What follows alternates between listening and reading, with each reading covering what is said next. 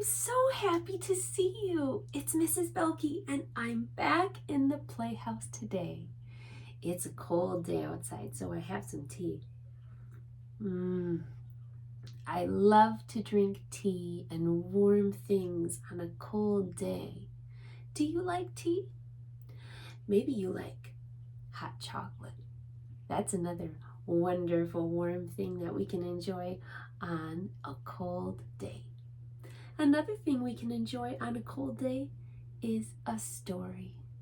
And I'm in the playhouse today for our story time, and I'm so excited to show you our very special book for today. Today's story is one of my favorite books. I loved reading this one to my children when they were very small, and it is called Millie and Tilly, the story of a town mouse and a country mouse. And Millie and Tilly are friends. Can you see them? They are sweet little mice who have a lovely friendship. This book was written by Kate Summers and illustrated by Maggie Neen.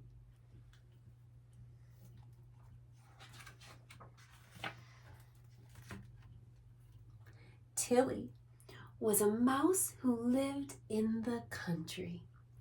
She was every bit a country mouse, from the tops of her ears to the tip of her tail. There she is.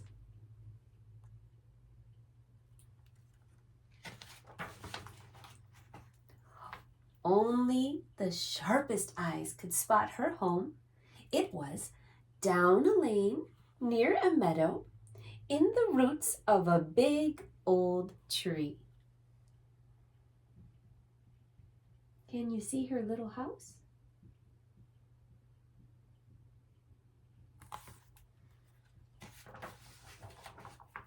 Tilly was poor, but she worked hard to make her house comfortable.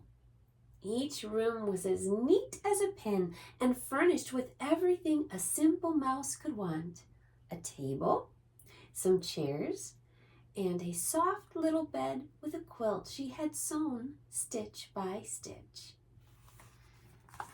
There's her pretty little quilt that she made. Every day, Tilly got up early and did all her mousework before breakfast. She plumped the cushions, swept the floor, and even polished the stove. She's a hard little worker, isn't she? I think she's working like that because she loves her home. It probably doesn't feel like work at all. Tilly spent most of her days gathering food. It wasn't always easy finding enough to eat, but at harvest time there was plenty. She picked grains from the fields, cherries from the orchard, and nuts along the hedgerow. That's what she gathered to eat.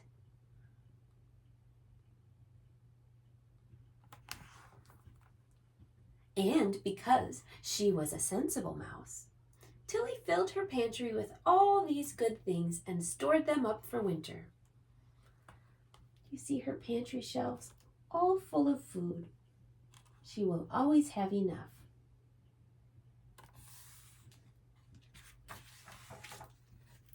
One sunny morning, Tilly was out collecting acorns when she bumped into the mail mouse. He had a letter for her. It said, "Dear Tilly, I'm coming to see you today. I've never been to the country before, so it will be a big adventure. Love, Millie." Tilly was so excited that she hugged the mail mouse. Then she told him all about Millie, her friend from town. "I hope you have enough food," he said. "Folks say that town mice eat a lot." When Tilly got home, she put on her apron and began cooking right away. She was a good cook, and soon delicious smells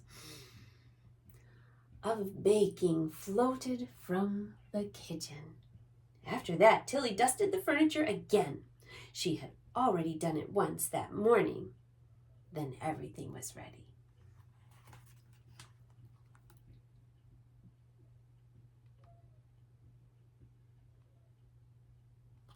She is so excited to have her friend over that she is making sure everything is perfect. Waiting was hard. Soon, Tilly began to worry. What would they do all day? Millie had often written about her life in town. It sounded much more exciting than country life. I hope she won't be bored, thought Tilly. The clock ticked away. 1 hour, 2 hours. Meanwhile, Tilly kept peeping out the window every few minutes. What if Millie had gotten lost? Finally, as the clock struck 6, she heard a knock at the door. And there was her friend on the doorstep. They kissed noses. At last, Tilly squeaked. I thought you'd never get here. I would have arrived sooner, exclaimed Millie, but a kindly snail carried my bags, and it's taken us all day long. Well, snails are a bit slow, aren't they?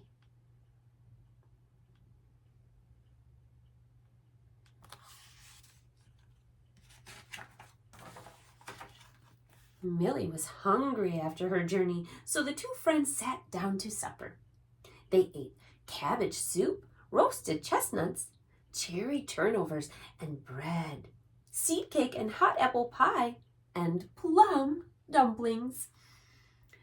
Millie had a big appetite and finished every crumb. Do you have any cheese? She asked hopefully. I'm afraid not, said Tilly. Oh dear, no cheese, thought Millie. But she was far too polite to complain. These are all the wonderful things they ate. And here they are together, enjoying their supper.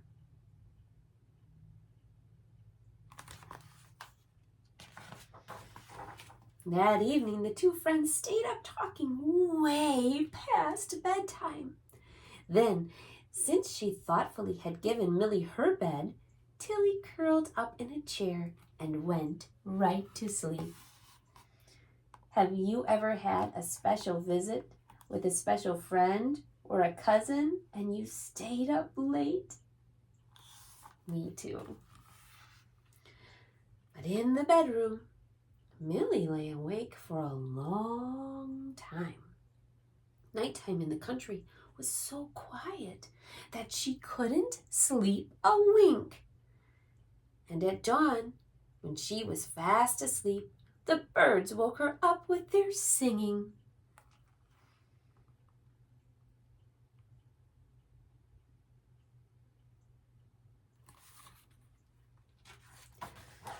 After breakfast, the two friends went to the meadow to pick flowers.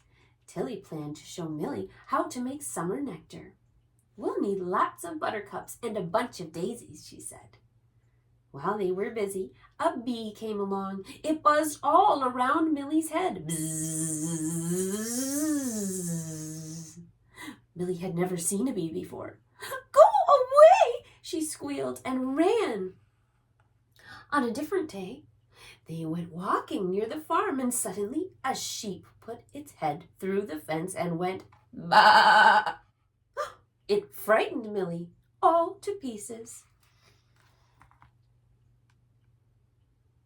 There's that buzzing bee. And there's that baaing sheep.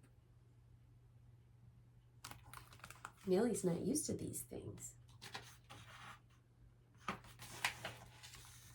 Tilly had tried her best to make Millie happy, but before very long, Millie was ready to go back to town.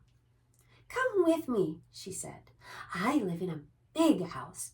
We'll have scrumptious meals every day. You'll love it. Tilly had always wanted to see where Millie lived, so she put on her very best hat and agreed to go to town. They walked through fields and over hills. The sun went down and the moon came up. At last, the friends reached town.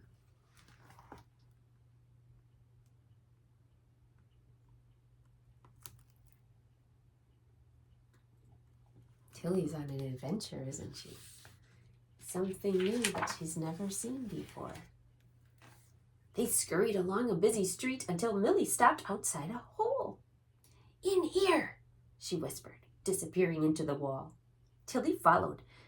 It was all so strange that she felt quite nervous. Have you ever felt nervous being in a new place and doing something you've never done before? Then you know how she was feeling. Millie led the way along the hall. The carpeting tickled Tilly's feet. Then they scampered down a winding staircase, down, around, and down again to a room at the very bottom. And there, in a corner, stood a dollhouse. It had painted windows, a roof, and 2 chimneys, and a front door with a real bell. "We're home," said Millie. "Won't you please step inside?"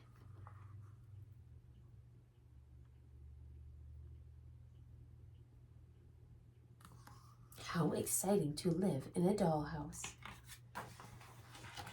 There it is.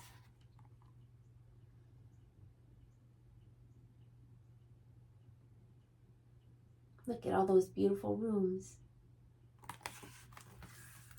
Millie showed Tilly all around her house. There were lots of rooms, and each one was beautifully furnished. The green room was for sitting in, and the red room was for dining. The blue room was for afternoon tea. Tilly peeped into the kitchen. It was full of wonderful things, tiny pots, pans, spoons, and dishes, everything a mouse cook might want. And best of all was a shiny new stove, the latest in town, with knobs that turned on and off.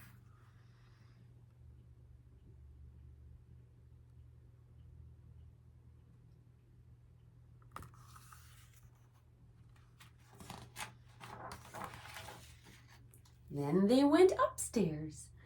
"This is your room, Tilly," said Millie. "I hope you like it." The bedspread was primrose yellow with curtains to match, tied with tassels and bows. "Oh," Tilly sighed, "how lovely." There was a feather bed with lacy pillows, a dressing table, and a footstool. The wallpaper was covered with daisies that reminded Tilly of home. She peered into every nook and cupboard, her nose twitching with delight. What a pretty little bedroom.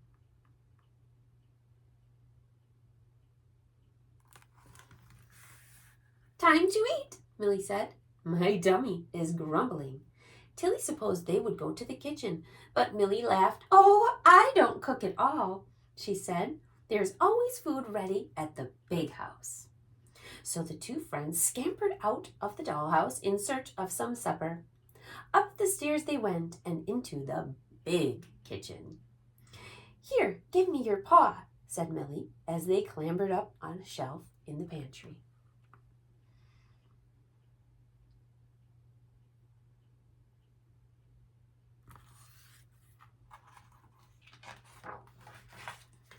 Tilly gasped to see so much food.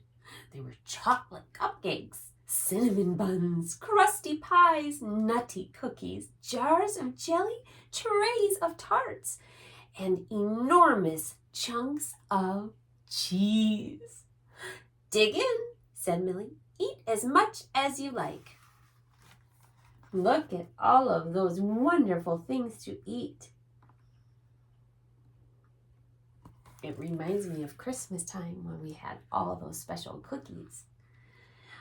But before they could nibble anything, a cat came along, jumped on a chair, and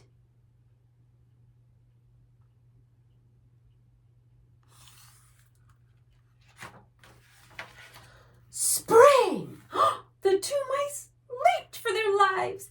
They scuttled along the baseboard with the cat just a whisker behind. "Help! Help!" squealed Tilly, running like the wind. "Faster!" squeaked Millie, racing down a passageway. The cat pounced and chased them all the way back to the dollhouse, but he couldn't get in.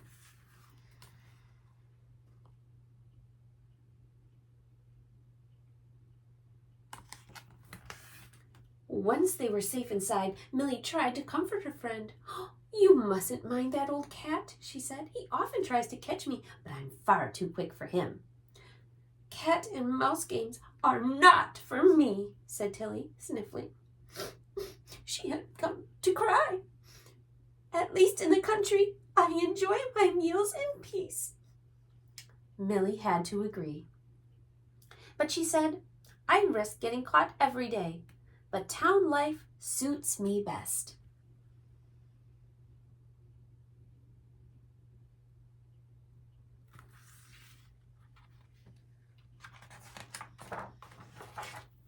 So the next morning, when the cat was napping, the two friends said goodbye. "Right soon," said Tilly. "I will," said Millie. "We'll always stay good friends." Then Tilly ran all the way back to the country, made some hot chocolate, and settled down in her favorite chair to think about her adventures. And what an adventure it was!